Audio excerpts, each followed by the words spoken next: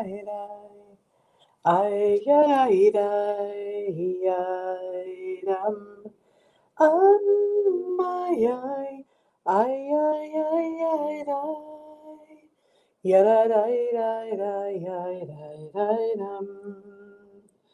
Yay yay da da da ya da da da dum. Ay ay ay ay ay ay ay ay ay dum. Yada da yada da da da dum. Yada da da da da Yahidam. Boker Tov, good morning. It is Friday once more. Shabbat is almost upon us. We are in our third segment of our learning together in this week's Parsha of Terumah, the gifts of the building of the portable sanctuary, the portable place, the portable holiness, as it were, a place where Shekhinah, or the feminine divine presence, will have a place to dwell within us. One of the most striking things about the Mishkan is it's not permanent. It was not rooted in stone. It was not anchored to one geographic location. It didn't require a palace or a city. It moved. It moved through the wilderness, through the uncertainty, through transition. The Mishkan was dismantled and rebuilt over and over again, carried piece by piece, beam by beam, curtain by curtain. Holiness, Terumah teaches, is not fixed. Holiness travels. When we think about this, it's extraordinary or extraordinary. God doesn't wait for this stability before dwelling with the people. God doesn't say, like, once you're settled down, I will come. Instead, the divine presence, the Shekhinah, moves with them into the unknown, into impermanence, into a future that has not yet been secured. And perhaps this is one of the most comforting, or a very comforting theological truth of Torah, that the sacred is not confined to a permanent condition. It meets us in motion. There's something deeply human about this. We often imagine that we will feel spiritually grounded once life is settled. I know it's going to happen. Once the uncertainty resolves itself, once the stress eases, once things become more clear, I'll be able to feel my feet on the ground, spiritually present, but spiritually charged. But let's be honest. Does life offer that readily? Do we see this often? No. Life rarely offers this kind of stillness, changing roles and navigating uncertainty, carrying questions we can't answer yet. Like, we're almost always in transition.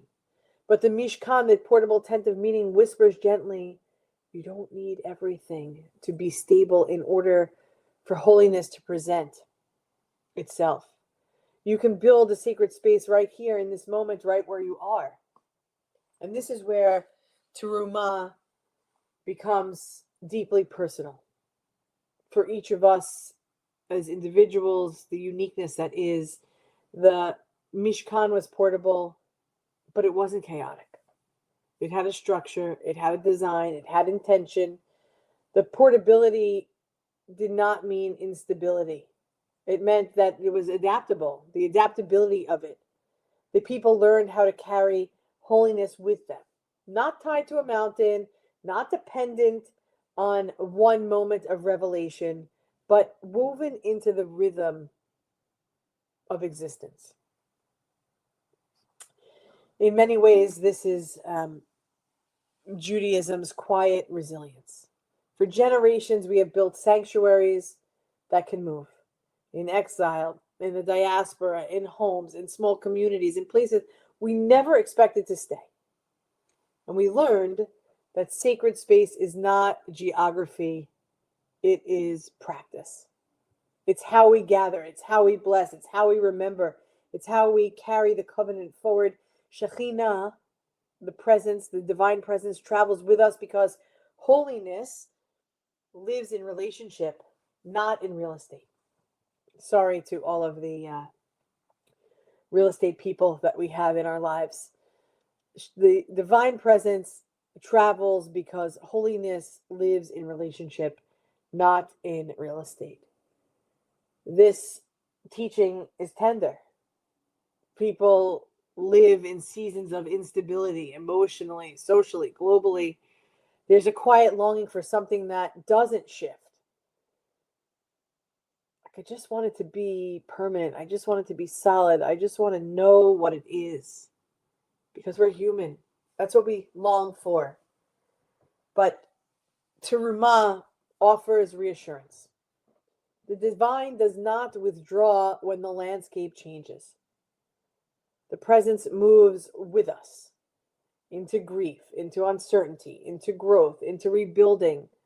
The Mishkan was proof that holiness could survive in the wilderness. And perhaps that is its deepest lesson.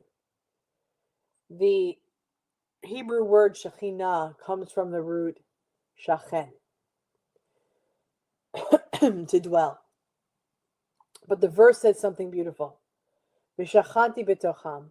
I will dwell among them, not in them, among them. A true sanctuary is never only the structure, it's the people who carried it. It's the holiness doesn't live in that wood and that gold. It lives in the hearts that are willing to create space. And maybe the question that Terumah leaves us with is, what are you carrying? Not physically, but spiritually. What practices travel with us? What values anchor us? What rhythms help us to feel grounded even when the circumstances are shifting? Portable holiness is not about perfection. It's about remembering who we are wherever we are. Where in life are we in transition? What are the sacred practices that help us feel steady when things are in constant flux, when things are moving? What helps to keep our feet on the ground? What would that portable sanctuary look like for us in our own lives? We have it here, Congregation Simchat Halev. And that's our big tent with the open walls, and you can come and go and be free as you want to be, or as grounded as you need to be. But where in our own personal lives do we find this portable sanctuary that we've been longing for? Where is it? We're still searching. We're always searching, right? We're the people of the book, turn it, for everything's in it, but we're still turning. We're not there yet. Parshat Terumah teaches us that holiness does not wait for permanence. It's built, it's carried, it's rebuilt over and over again. Because the Shekhinah, the divine presence, doesn't demand stillness. It accompanies the movement. For all of us, may we learn to carry sacred space within our hearts, so that wherever life takes us, and it will, we don't walk alone without the presence of oneness. That is Terumah. Because we don't walk alone, because we are one human family, one heart of abundant love. We love you as God loves you, as we love each other, as we love God, as we love tradition, as we are wrapped in this need, in this blanket of presence, this blanket of love, this blanket of understanding, this blanket of tradition and ritual and the way we show up in the world. It doesn't need to be a permanent place. It just needs to be that we are doing it together and not alone. Beloved friends, I will see you in just a few hours at 6:30 as we bring in Shabbat together. Let us think about those Mishkan note, the Mishkans of our lives as individuals, as collective. What does it mean to be okay with the temporariness of that canopy that's meant to be built, meant to be carried, and meant to be rebuilt over and over again?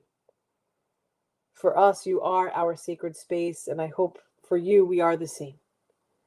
Am Yisrael Chai. We will continue to live. We will continue to be. We will continue to do from today until forever. Am Yisrael, Am Yisrael, Am Yisrael Chai. Am Yisrael, Am Yisrael, Am Yisrael Chai. Am Yisrael, Am Yisrael, Am Yisrael Chai. Am Yisrael, Am Yisrael, Am Yisrael Chai. Od Avinu Chai.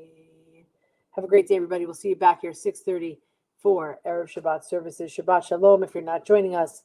And if you are, I can't wait to see you. Have a great day, everyone.